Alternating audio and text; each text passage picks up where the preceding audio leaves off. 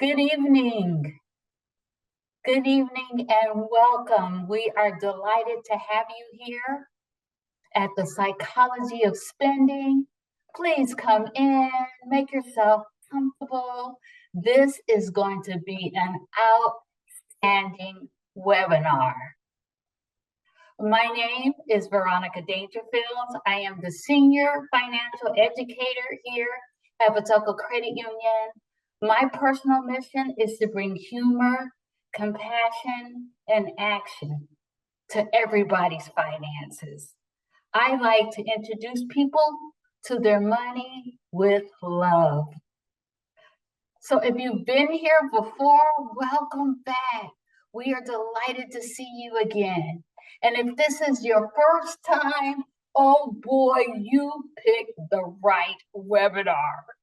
It's going to be so fun. Go Warriors, or should I say, go Warriors.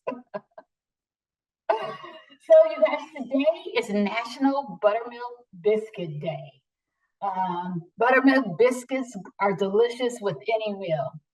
Today is also, you're gonna love this, Dance Like a Chicken Day. If you hadn't had the chance to do the funky chicken, now is your opportunity. And it's also National Decency Day. That we should be decent to each other in both conversation and actions. And this is a way to bring more love into the world. So today's topic is the psychology of spending. I like to say what affects your figures and your triggers. And we're just so happy to have you here. And it's also Mental Health Awareness Month. It was established in 1949 for the importance of mental health and wellness in America. So we've got the psychology of spending on Mental Health Awareness Month. So you guys, we love you conversating and supporting each other in your chat. Please do that. Your questions, we're going to do our best to answer them. But if we run out of time, please contact us at patelco@webinars.com. And this video will be recorded. So you can take off your shoes and relax. We will send it to you, send a link to you in your email. So don't worry if you have to leave early, or if you wanted to review some stuff, we will send you a link to this video, so no problem. We will also randomly select 2 people to receive gift cards because it pays. So the more you learn, the more you earn. And that's going to be like a little bonus for you. So today, we are so honored to welcome our very own Andrew Farrell. We just love him so much. He's smart, he's capable, he's empathetic, he's intelligent, he's everything that a mother wants her son to be. In fact, I secretly sent his mother a Mother's Day card because she did such a great job with this young man. This is an original presentation. He has been working on it. It is his magnus opus. I learned that new word today. So, you guys, welcome the amazing, the beloved Andrew Farrell. Yay! Oh, thank you, Veronica. Your introductions always just make me feel so good. Yes, welcome everybody to the psychology of spending. So today we are diving into the emotional side of money, like why we spend the way we do, some of the things that might trigger our spending habits, how our past experiences can shape our financial habits, just all around our own individual relationships with money. So we're going to be diving deep into our financial psychologies today, and I thank you all for joining me today on this journey. So just a little bit about me. My name is Andrew Farrell. I'm a community engagement specialist and financial educator here at Patelco Credit Union. I've been with Patelco for about 7 years now, and I've been in this role for about 2.5 years as a community engagement specialist. Really love what I do. I love knowledge. I love connection. And that also ties in with my side hustle. I'm also a trivia host. So anybody who lives in the Oakland area, come to Mad Oak on Tuesdays at 7 p.m. I host trivia there every week. I'm taking the month of May off, so come in June. But I'm there every Tuesday asking trivia questions. It's a good time. I really strive to take like a lighthearted approach to finances, and really just to anything I do. I think in general, my motto in life is it's just not that serious. So these are all things we have to deal with, things we have to talk about. We may as well have some kind of a lighthearted or, happy approach to things. So that's just a little bit about me. I'm just out here to help people build healthier relationships with money without putting anyone to sleep in the process. So before we jump into the emotional whirlwind of spending triggers and retail therapy regrets and all that good stuff, I'm going to share a catchphrase around here. This is coined by the incomparable Veronica Dangerfield. Get ready, be ready, stay ready. This is the mindset that we want people to have when they are thinking about their financial lives. So getting ready means gaining awareness, right? So in this webinar, it's about learning the why behind our financial behaviors. Being ready is about having those tools in your back pocket for when life throws you those curveballs that it inevitably throws you. In this instance, when you maybe feel the emotional triggers to overspend. And staying ready, that is where the real growth happens. So it's not about perfection, it's about consistency. We are all human. We are all going to make financial flubs at some point in our life. We just want to make sure that we are waking up every morning with the intention of trying our best. And if we mess up, we're just going to dust ourselves off and try again. Get ready, be ready, stay ready. That is our goal here at Patelco Credit Union and at these webinars. So I like to start all my webinars off with this quote: "The secret of making progress is to get started," by the great Mark Twain. So likely you listening, when you heard the title Psychology of Spending, there was something that maybe kind of clicked where you thought this might be a good idea for you to attend. So you registered, you showed up, and now you are here. That is you taking the reins. That is the first step in making any kind of progress to whatever goals you have. Progress isn't, I have to make the perfect budget or I have to cut out all unnecessary spending. Progress is just you making the decision to take that first small step. So it's the moment of like, fine, I'll look at my bank statement, or that, having an honest conversation with yourself about maybe why you keep buying so many throw pillows like you're planning to open up a bed and breakfast. It's joining a webinar from your trusted financial institution called the Psychology of Spending. These are all small steps we can take to get started. You guys took that small step, so congratulations to you all for showing up, for being so open-minded to new ideas. I'm so glad you all are here. With that being said, let's talk about brains. So let's talk about the layout of the human brain from a neuroscientific standpoint, and why it's sometimes hard in our brain for us to control our impulses. So you've probably all heard about left brain versus right brain, that idea that, one side is more logical, the other side is more creative.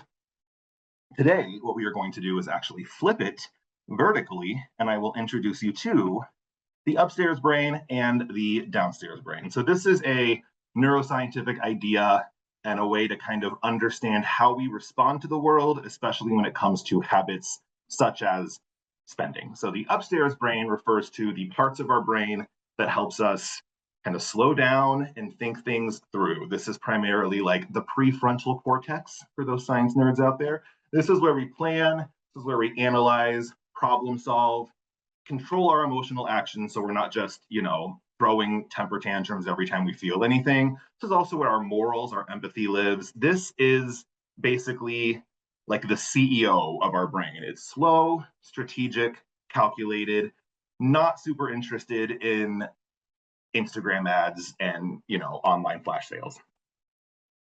On the other hand, we have the downstairs brain. So this includes the more primitive parts of our brain, like the brainstem, the limbic system, things like that. Downstairs brain handles very useful things like our automatic action. So the downstairs brain controls like breathing and blinking and things like that, as well as like our survival instincts, so fight or flight, freeze. But it also controls our emotional reactions, those knee-jerk, like just do it moments, our impulsive behaviors, such as overspending or impulse spending. This is all part of the downstairs brain. This is part of the brain that might start to panic during a conversation about budgeting and will kind of just send a signal that says, let's just order DoorDash and not think about this and forget about it. So downstairs brain, because it handles like quick things, it processes things first. It can get all lit up and start shouting at you if you're in Target and this candle that you're looking at, it's going to tell you like that's self-care, you need to buy it now. The upstairs brain at that point should be coming in, waving some spreadsheets and saying, not right now, not today.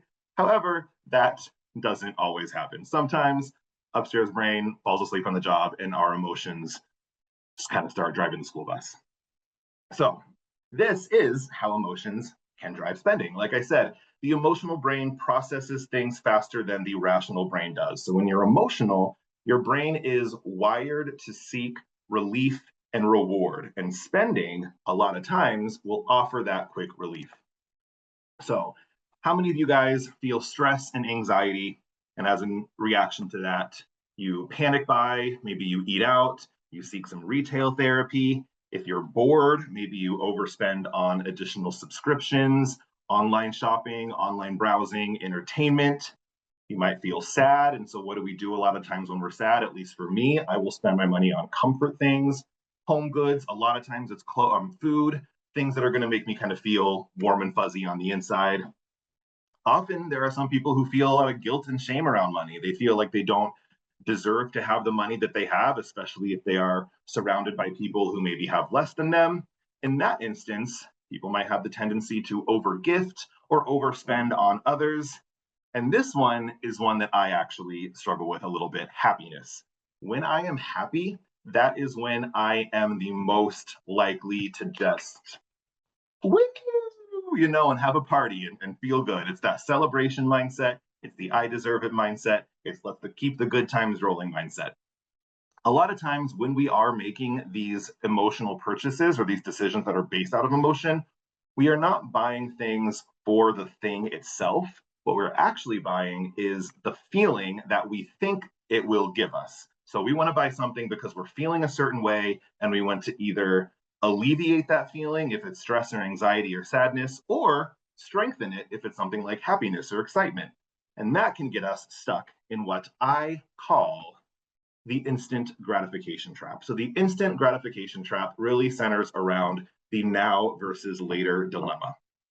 The part of us that knows that saving for an emergency or saving for retirement is a good idea versus the part of us that wants iced coffee in our brand new Stanley Cup right now. And here is where dopamine comes in. So I'm sure we've all heard of dopamine boosts in relation to spending money. Dopamine is a feel-good chemical that the brain releases when we anticipate a reward or something good or something that's going to make us excited. And one of the biggest things that can trigger dopamine boosts is shopping, is impulse spending. Even the idea of buying something sometimes can give us, a little dopamine hit. It's why sometimes even just adding something to your cart can make you kind of feel good and be like, oh, I'm shopping, this is fun. So what I want everyone to do at this time is just take a second and think of maybe a recent impulse purchase that you made, a purchase that maybe you regretted later or didn't think you needed in that moment, but just a purchase that you made impulsively. And then think about the circumstances around making that purchase. So maybe the emotion you were feeling either when you made it or the emotion that you felt that caused you to make it, or maybe it was like an advertisement that you saw that made you feel a certain way. Just kind of take a second and think about what that was. Then I want you to ask yourself this. Did that impulse purchase truly actually fix anything? If you were feeling sadness, did the impulse purchase alleviate your sadness in any kind of real, actual way? If you were feeling anxiety, did it eradicate all of your stress and all of your worries? I would guess the answer is probably no. And that is because when the dopamine rush goes away, the reality usually sets in. This is where a lot of buyer's remorse comes from. This is also how overspending can become like a chronic thing, because we're back to feeling that same negative emotion we were feeling the first time. We want that dopamine rush to feel good again. We know that spending money will give us that, so we do it again. And the more that we keep chasing those dopamine hits without any kind of like self-control, the less healthy we're going to be across the board, not just financially, but like in any capacity. This applies to any sort of overindulgence. We get a quick short-term high, which often leads to long-term regret or long-term consequences. And I think personally, just being aware of this like tug of war that's going on in your mind helps you regain some control over the situation. Just awareness is key, knowledge is power. So now that we have talked about the brain, the emotions, all that good stuff, it is now time to talk about the puppet masters behind all of it. Because let's be honest, a lot of times it's not even us that is truly making an independent decision to buy the things that we buy. It can be the algorithms, the ads, the subtle nudges that companies are using to guide our behavior. And these companies pour billions and billions of dollars into market research in order to figure out how to most profitably guide our behaviors. There's a couple strategies they use to do this. So first, there is pricing psychology. This includes things like charm pricing. So charm pricing is basically like when numbers are set slightly below a round number to create the perception of a lower price. It's why you see things that are $19.99 instead of just $20. They also use anchoring. So anchoring is like showing the original, quote unquote, original price of something, which a lot of times is artificially inflated. They'll cross that original price out and then put a big flashy sale price next to it, which a lot of times is just the price. These techniques are used to manipulate our perception of value without actually changing the product that they are advertising to us. We also nowadays have targeted ads. So when you're on your phone, every scroll, every click, every casual glance you make online is all being tracked. That is not paranoia, that is a business model. Ads nowadays are not random at all anymore. Most of them aren't even tailored the way they were like 10, 20 years ago. So I remember when I was in high school, the ads you would see on MTV were different than the ads you would see on like the Lifetime network. That was also due to market research. A certain demographic watches this, so we target these things to them. This, we target this. It's been happening forever. Now, with algorithms and with smartphones and with data being the way it is, they are custom built specifically for you, not for your demographic, but for you as an individual based on your browsing history, your mood, even the time of day that you are most likely to buy. Is that a little creepy? I think so, but is it also an effective business strategy for these people, these profiteers? It absolutely is. Marketers and business people and advertisers also use behavioral, things that economists refer to as nudges. These are subtle shifts in how a choice is presented to steer us to making a certain decision. So this is like when you're shopping online and you see only 2 left, or like this item is in 15 other people's carts, nearly sold out. Ask back, sale ends in 3 hours. All those big flashy things that are trying to drive up scarcity. That is a nudge from these departments that are trying to get you to like change your behavior a little bit. These mess with your perception of urgency. They make you think like, oh my God, so many people are getting this. I need to get it too. If I don't act right now, I'm going to miss my chance. If I don't act right now, the price is going to go up. These are all marketing tactics. Look at me. If there is something that is being advertised to you in that way and you want it, I promise you it will still be available for you to get later. If you practice the 30-day rule, which is what I try to do, just make myself wait 30 days before I make any kind of impulse purchase, I can assure you, you will still be able to find this thing after 30 days. And actually, if you give yourself some time to like shop around a little bit, you might even be able to find it cheaper on another platform or like a better version of it somewhere else. Do not fall for these urgency tricks. They are, in fact, just tactics to try to get you to overspend. And of course, let's not forget that a lot of brands invest very heavily in creating emotional connections with their consumers in order to create It's called brand loyalty. Brand loyalty, in my opinion, is not inherently a bad thing. I have a lot of brands that I think I am loyal to. Under Armour is a big one for me. Whenever I'm buying shoes, I always go Under Armour. I know they feel good. I know they're good for my feet. They're not going to give me blisters. They're comfortable. Apple is another brand that really heavily relies on brand loyalty. I myself have an iPhone. I have no real plans of switching to any other kind of product. Where brand loyalty becomes a little dicey or becomes a one-way street, as I said right here, is where our loyalty is exploited at the expense of our own personal finances. So when we feel compelled to buy something that we don't need just because a certain brand put it out, that is where brand loyalty has some issues. I love Under Armour shoes, but I will only buy a new pair of Under Armour shoes if I need a new pair of shoes. Same with my phone. I will keep this phone until it cannot hold any charge anymore. Then I will buy a new iPhone. I'll buy an iPhone because I like iPhones. I'll buy Under Armour because I like them, but I'm only going to buy it when I need it, not because just a new one came out. So the key takeaway here is when we are aware of these marketing techniques, it makes it a lot easier to spot the difference between like genuine savings and just clever marketing. And that awareness alone is like installing a pop-up blocker in your brain. It really helps kind of silence the voices and silence the techniques that a lot of these marketers use. Another thing that's crazy with the power of marketing is it's not just advertisements either. Let's take a look at a grocery store. So we've all been to grocery stores, probably the store that we go to the most. What if I told you that most grocery stores in the US follow a very specific, intentional layout that is designed to maximize the most amount of profit possible from us? And it's not just putting things, that are more popular in the back. Every aspect of it is very carefully designed. So let's start at the entrance. There's a study that Americans in particular love to shop in a counterclockwise path. In the UK, they actually shop clockwise. They think there's some sort of correlation to like the side of the street that we drive on. But the studies show that Americans shopping in a counterclockwise path spend $3 more roughly per grocery trip, which may not sound like a lot. You may think $3, no big deal, but average American goes to the grocery store 1.5 times a week, which makes 78 times a year. That means we're spending on average about $234 more a year. You may also think, okay, $200, that's not the end of the world over the course of a year.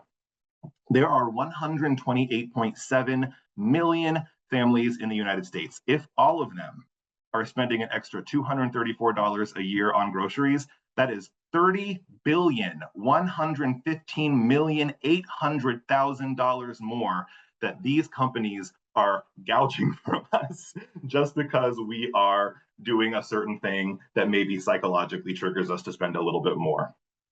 Typically, checkout counters are on the left of the entrance door as a result of us kind of moving in that counterclockwise fashion. And we walk in the grocery store, what is usually the first thing that we see front and center, the produce. This is there on purpose. It's there to create an inviting atmosphere, to encourage customers to associate the store with bright colors and fresh, healthy options. And then around the periphery of the grocery store, that's also calculated. That's where we have items like milk, meat, eggs, the items that are most commonly purchased on all grocery stores. They are on each end of the periphery because they want you to be spread out across the entire store to expose you to the most merchandise possible. Aisles is where they really get you. So most things that are sold, like the most popular items, are usually placed in the center of the aisle. Why? Because this forces the customer to walk all the way through the aisle to get to the thing that they want, and then likely all the way to the end of it, thus also exposing them to more stuff. You know what else is in the center of aisles are the aisle signs. I don't know if you guys remember, aisle signs used to typically be at the end of the aisle. So as you're walking by, you can kind of see what's going on. They put them in the middle, same reason. Now we have to look. Now we maybe got to take a few steps in. Next thing we know, we are being exposed to more products and more advertisements. Also in aisles, they use what's called eye level equals buy level. So they will put things that are targeted more towards adults on like the third shelf, and things that are targeted, the second shelf from the top, things that are targeted more towards kids on the shelf below that, because they want that kind of, kids bugging the parents for this kind of thing, parents is going to this kind of thing. Things are all very intentionally placed in aisles for these reasons. At the end of aisles, we've got end caps. These are prime locations for things that retailers want to push. A lot of times they'll put the prices of these things in big, bright letters.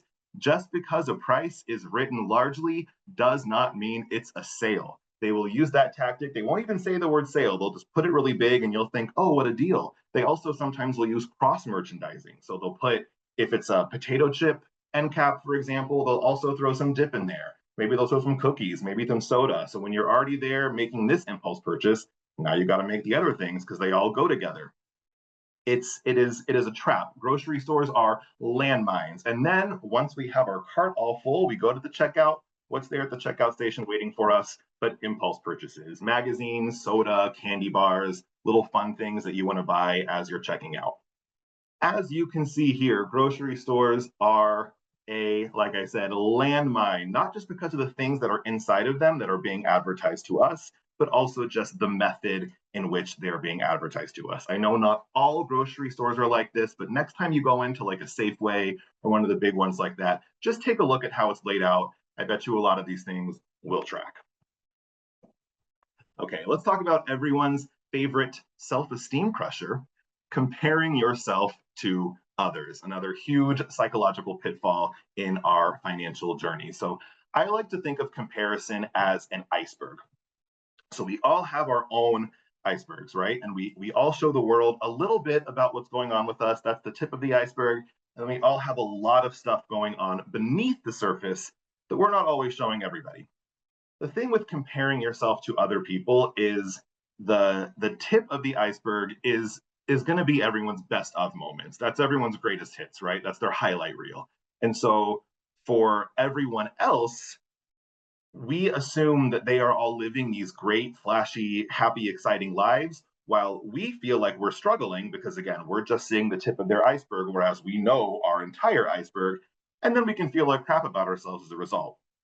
It is not a one-to-one comparison, though. We are comparing, apples to oranges or icebergs to tip of icebergs. We have, in our situation, every knowledge of every nook and crevice of our entire iceberg, and all we have for theirs is just the tip. So they could be showing success, happiness, excitement. That's all we're seeing. We may not know that buried underneath that, they could be going into debt as a result of these purchases. They could be missing bills, going negative in their, bank accounts. They could be under so much stress that we are not seeing. So it's just not a fair comparison for us to compare what we see to what we know. They could be looking at us and thinking, dang, that person really has their stuff together. We don't know the whole story, so it doesn't make any sense. Remember, people only see what they want to show. So we'll never have enough data on the people we're comparing ourselves to actually have an accurate comparison. And even if we did, who cares, right? There is always going to be someone richer than you, funnier than you, more athletic than you, whatever it is. That's just how the world works. There's a quote by Teddy Roosevelt that says, comparison is the thief of joy. And that is a philosophy that I really try to live my life by. Every time I see myself going down some kind of comparison spiral, I tell myself that quote, like, why am I robbing myself of peace and happiness right now over something that is fabricated in my own brain? Social media is a big way that can kind of cause me and a lot of other people to go down those spirals. Social media is a horrible, horrible trigger in causing ourselves to go down one of these comparison spirals. It's important to remember that what we see on social media is filtered and cropped and oftentimes sponsored by companies. So, it's, again, not a one-to-one comparison. We see this all the time from our peers on social media, them living their great lives, us feeling like we don't have the same things they have. This creates what psychologists call an emotional gap. So an emotional gap is the space between where we are and where we think we should be based off of what, other people are doing. But there's no such thing as should. There's nothing, no such thing as where we should be in life. We are where we are. Comparing our chapter 3 to someone else's chapter 20 is just not useful. It's just not proactive. But that emotional gap makes us feel like we are falling behind, and often our reaction is to spend money to catch up. So we may try to dress, travel, dine, act like the people that we look up to, not because we need or really even want those things, but we want to feel worthy. We want to, again, buy that feeling, which brings us to a concept called lifestyle inflation. So lifestyle inflation is when your spending goes up as your income goes up, which may sound like it makes sense, but it's really just your spending that is increasing. So instead of improving your financial security, your savings, your money that you increase just gets absorbed by a fancier lifestyle.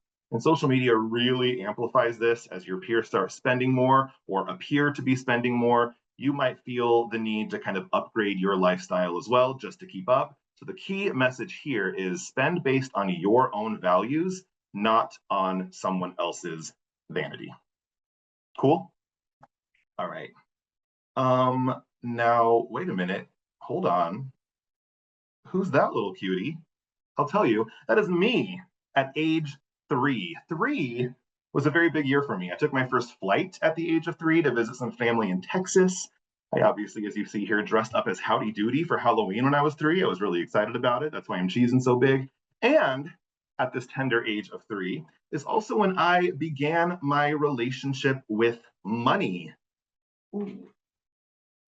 Sorry, the sun was creeping in there. That's right. Research shows that at the age of 3, that is when we first start to put together in our brain the equation of like money and value. That's when we first start to realize that, okay, money means something, money has some kind of value in our lives.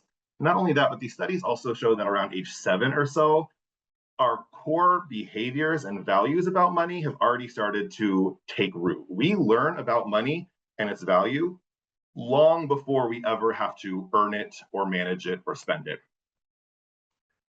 So, as you can see, dollarize. So that means that we learn about money the same way that we learn about everything else that we're learning at that age, by watching the adults around us when our brain is still developing.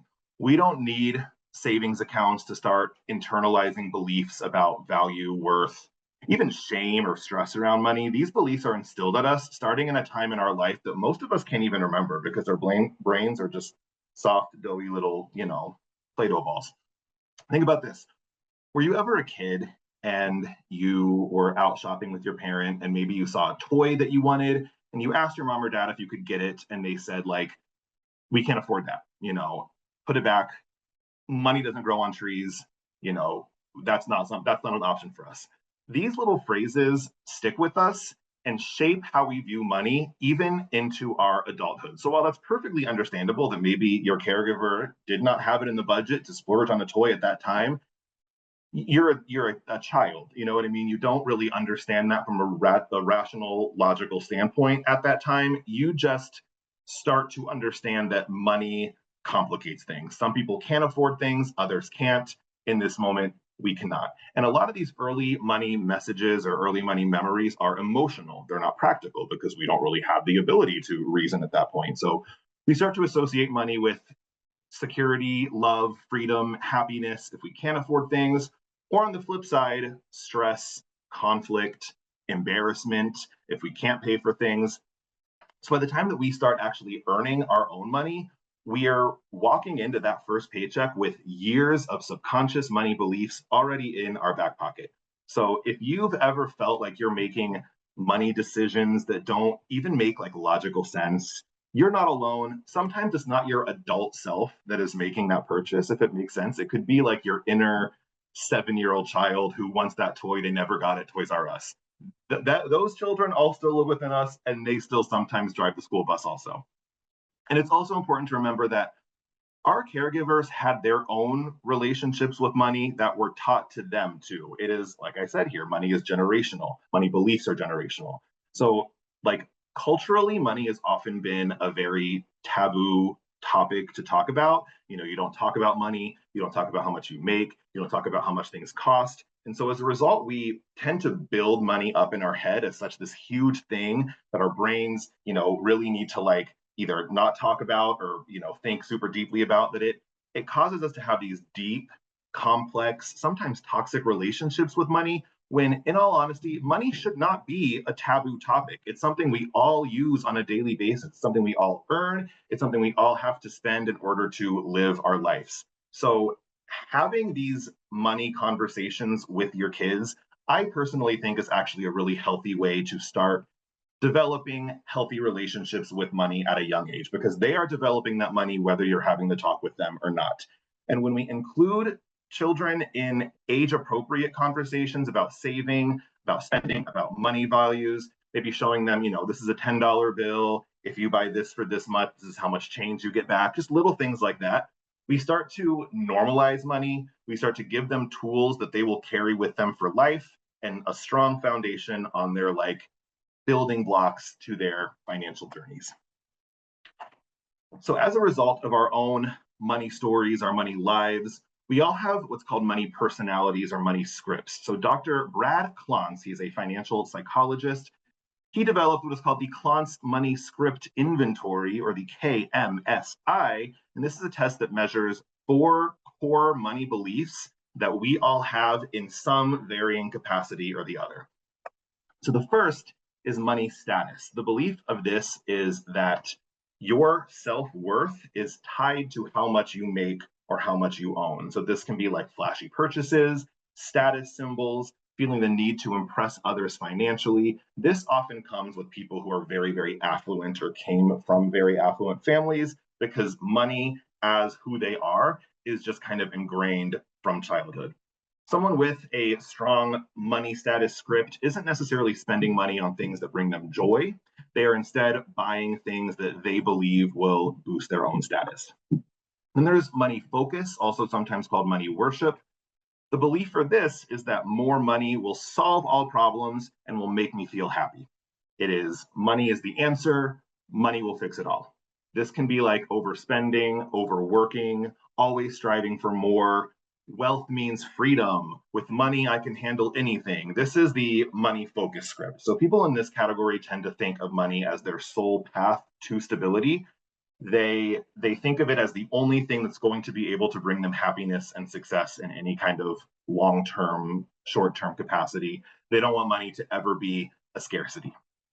Money vigilance is the idea that you must always be careful. Spending is risky, buying things are risky, money equals safety. Every dollar you get, you need to hoard because you need to be prepared, you need to be safe, you need that security blanket. This is oversaving, fear of spending, stress around financial decisions. This all follows under the money vigilance umbrella. People who are money vigilant frequently evaluate financial habits, and they make sure they're hitting their goals, and they make sure they're making wise decisions, which sounds great, right? It sounds like we should all strive to be money vigilant. The issue arises when that vigilance, as it often can, comes at the expense of their own joy or even their own health. Everyone wants to save more, everyone wants to reach their goals faster, but it's not healthy to eat ramen for dinner every single meal in order to cut down on your grocery store or your grocery bill. It's not healthy to avoid going to the doctor because you don't want to pay a copay. These are all things that can happen if you score really, really high in the money vigilance category. And the last one is money avoidance. So the belief here is that money is bad. Money is overwhelming. It's shameful. I just don't want to deal with it. This is ignoring finances, not even opening bills, feeling guilty about having money. The thought, the quote, money is the root of all evil, this comes from money avoidance. This one is unique because while the other money scripts are driving forces to obtain money, money avoidance actually drives people to run from money, which can rob them of stability and security and happiness that financial independence can bring to you. So money avoidance might also manifest as the ability or the inability to do any kind of financial planning. Money seems like too much of a responsibility. It's an unworthy cause. You shouldn't devote your time to it. That is what money avoidance is. So these are the 4 big money scripts. Like I said, you're not one or the other. We all have varying levels for any of them. Anybody is interested in taking the test, I have a QR code for it right here and the link. Feel free to scan it. For the QR code, you have to enter your email and they will email you your results. I did it. I never had to have any kind of paywall or anything. My information has been safe. So, it's a way you can go if you're interested in what your kind of money script is and how you might be able to find some tools to work around it. My results, I score very high in money focus, money worship, and very low in money status. So money is a social construct at the end of the day. It's not real in the way that, happiness and love is. It's a system of exchange that was created by and maintained by humans and human agreement. It has no inherent value. If I take a $20 bill and I show it to an alien, they're not going to say, ooh, 20 bucks. They're going to say, what is that piece of toilet paper? You know what I mean? It's not an actual inherent valuable thing. Ergo, I do not tie it to my self-worth at all, because it's something worthless that I am equating my worth to. However, I like to travel. I like to have fun. You guys know this about me by now. I do sometimes fall victim to an impulse purchase.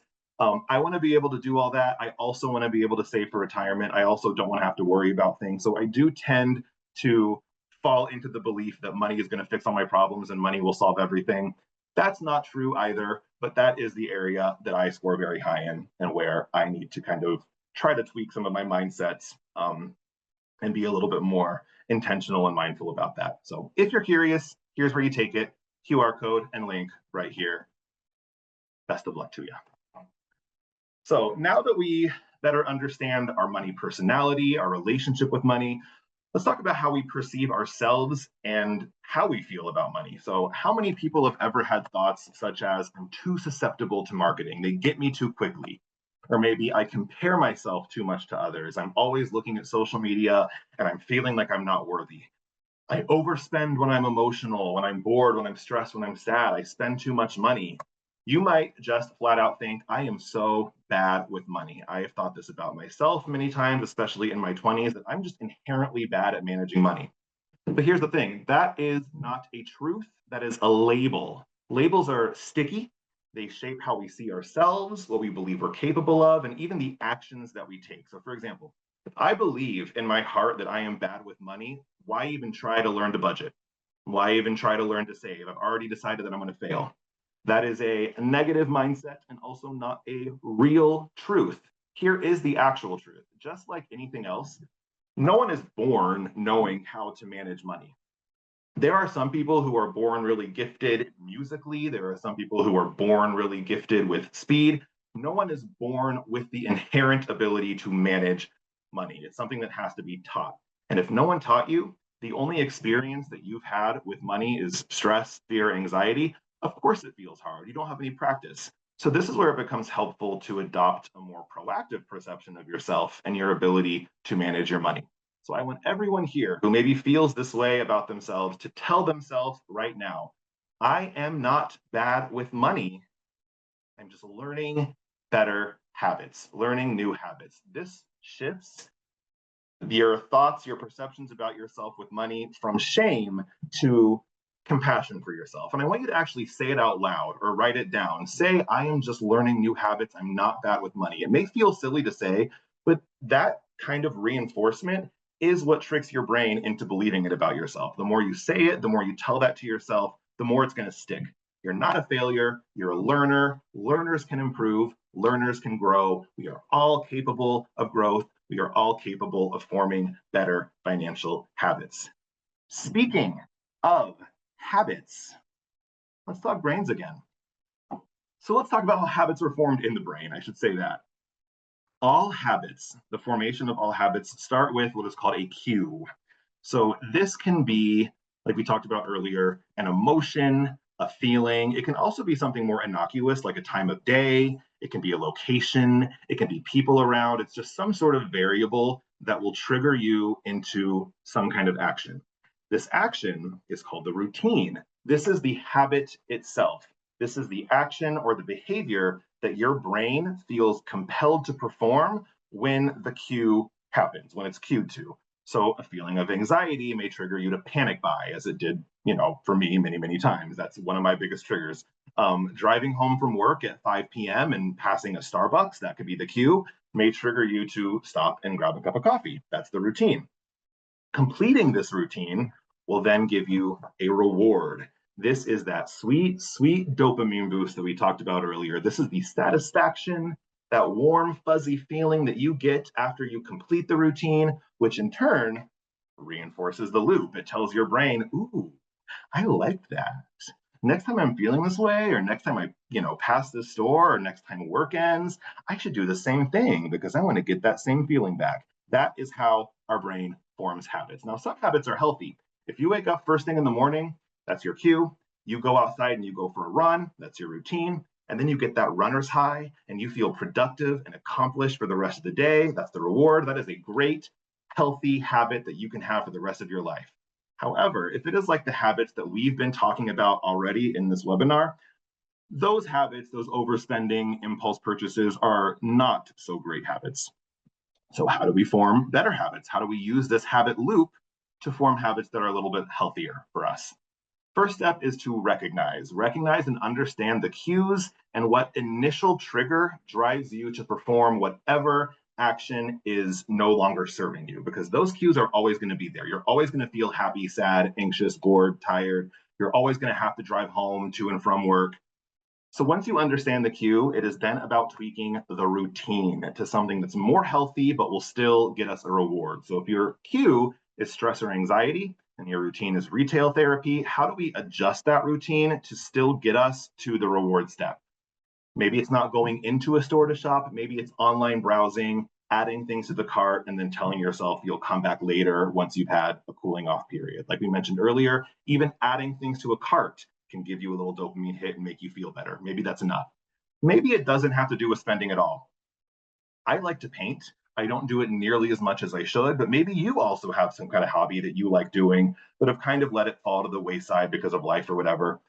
If you're feeling those cues, maybe try picking that up again, something that you know is going to make you feel good because it's something you enjoy to do, and that might help give you that same reward as well. Also, it sounds so silly and so basic, but just go outside. I promise you, I promise you all, if you are feeling stressed, unmotivated, lethargic, bored, whatever it is, and you go outside for just a 20, 30-minute walk out in the fresh air, you will come back a different person. Being outside, walking, breathing in fresh air, soaking up some vitamin D is criminally underrated, not just for mental health, but also for exercise. It is so good for you. That can also be a routine that you try to replace things with, just going for a little walk. Anything you can do that will still give you a reward and still make you feel good at the end of the loop is something that we can replace that routine with to keep the habit cycle in place, because it's always going to be there. Our brain always wants to form habits. You just need to find better routines, find healthier routines, find more sustainable routines.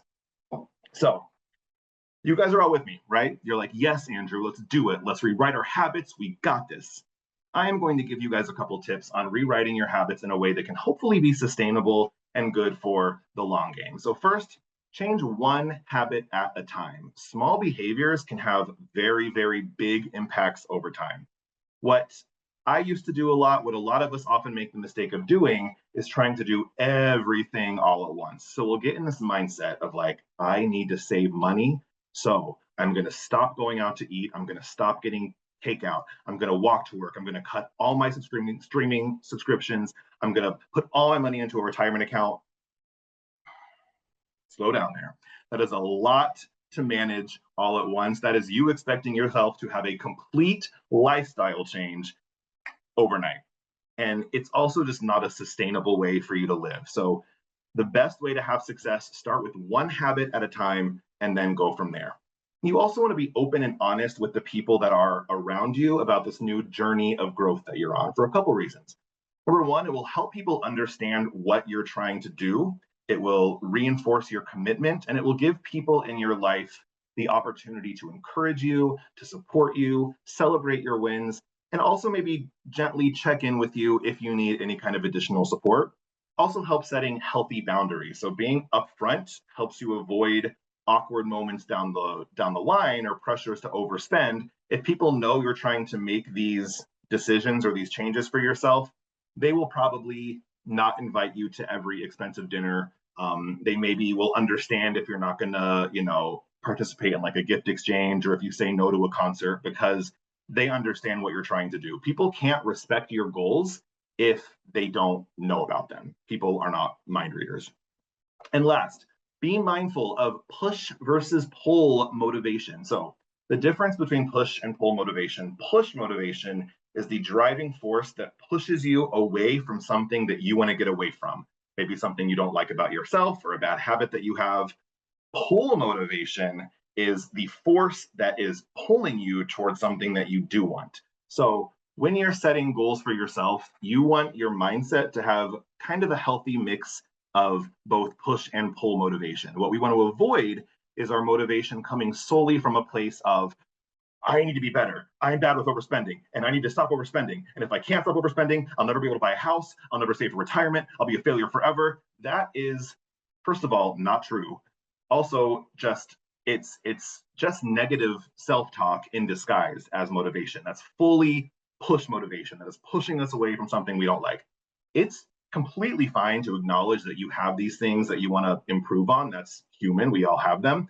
But you want to make sure that you are also running towards something. You want there to be a light at the end of the tunnel. You want there to be something good and happy and exciting that you're running towards. So you have that positive reinforcement and that pull motivation. So with all of that said, I want everyone to do this. I want to leave everyone with this little thing to chew on.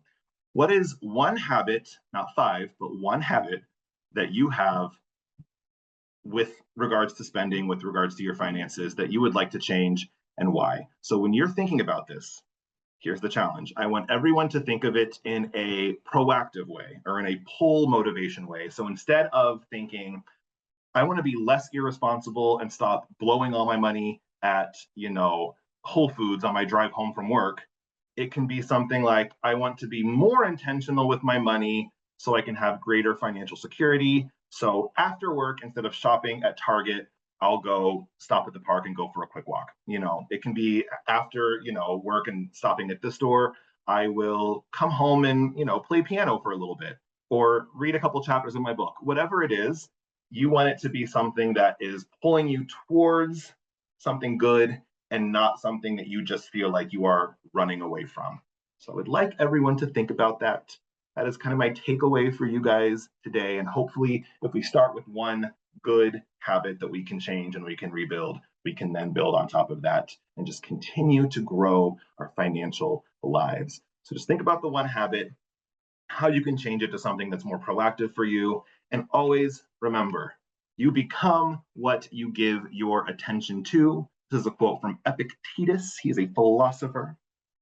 This just basically says, I like to end all my webinars with this: you can do anything, is what I'm telling you guys right now. Anything that you can put your mind to, if you can dream it, you can be it. If you can think it, you can do it.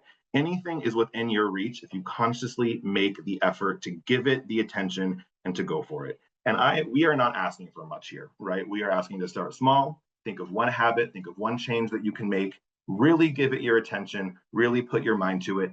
Think about, again, your emotional triggers. Think about the reasons you might do those bad habits in the first place. Think about the outside influences. Gain control, take the reins, tweak your behaviors, give it your attention. It will happen.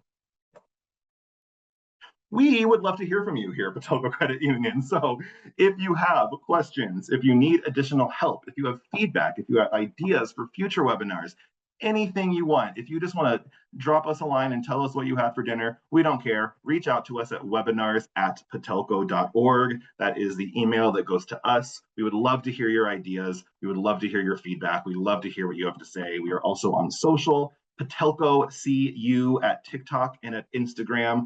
These are our direct channels. We are not going to try to bomb you with advertisements and things like that to make your lives harder. So you are safe to toss us a follow.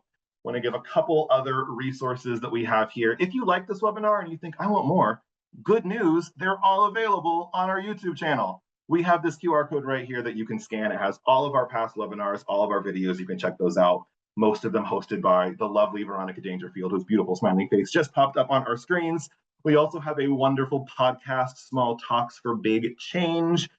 Little 15, 20, 25-minute episodes about various financial topics. You can find that on Spotify podcasts and on Apple Podcasts. If you need something quick to listen to on your drive to and from work to prevent you from stopping at Target and overspending, check out our podcasts. And then we also have a couple wellness resources as well that we offer our members. If you go to our website, patelco.org, and go to the wellness tab, these are a couple things we have. Spring 4 is a great partnership. It connects you with local, trusted nonprofit and government resources that may help you save money, reach your financial goals, depending on what your financial needs are. Balance we have available also. It offers really great financial counseling, financial toolkits, online chats with certified counselors, self-guided coaching. And then we also have Bonsai, which is like a financial wellness, financial literacy tool. Also has really awesome financial toolkits, has some really great, really cool financial materials, financial education stuff on there. And this is all available at our website, patelco.org, under the wellness tab. Veronica, can I help you? Oh, you're muted, Veronica. I said the chat is blowing up. Everybody is just so full of dopamine right now. From your positivity, from your great presentation skills, from how easy you made it seem, and how you gave us practical advice that we can use right now. That is what I am trying to do here, Veronica. No, there was no attempt. I have that one was more out thing. the ballpark. I have one more thing that might give people a little bit more of a dopamine hit. If you are not an existing member, or if you have a friend who may be an existing, who maybe wants to become an existing member, I should say, we are offering a referral bonus. So anybody take this code down. Basically, you can stop in a branch, you can visit our virtual branch. As long as you open up a free checking account with us, put a $100 opening deposit in, and add one of our free high interest money market savings accounts using this code right here, R7BK2FYR, we will match your $100 opening deposit and give you a free $100 back. That is not you spending money, that is us actually putting money in your pocket. How about that, Veronica? And you don't have to have any psychological voodoo. It's just gonna happen. You know, create what you pay attention to. And you guys had the gift of this amazing presentation. Thank you from all of us, Andrew, because you, as they used to say in the Black community, you put your foot in it. Thank you. That's so great. So thank everybody. I want to thank everybody for coming. We're not having any webinars in the month of June. However, we're going to start them back up in July. So we will see you then. Have a fantastic June. Have fun, go on vacation, do things that you need to do, but don't spend a lot of money. There you go. Just have fun, okay? Be mindful. All right, then. Thank you, everybody. You did a great job, Andrew. We appreciate it. Thank you so much. Bye-bye. Bye. Hey guys, thanks for watching that video. For more financial wellness tips, click here to subscribe or here to watch the next video.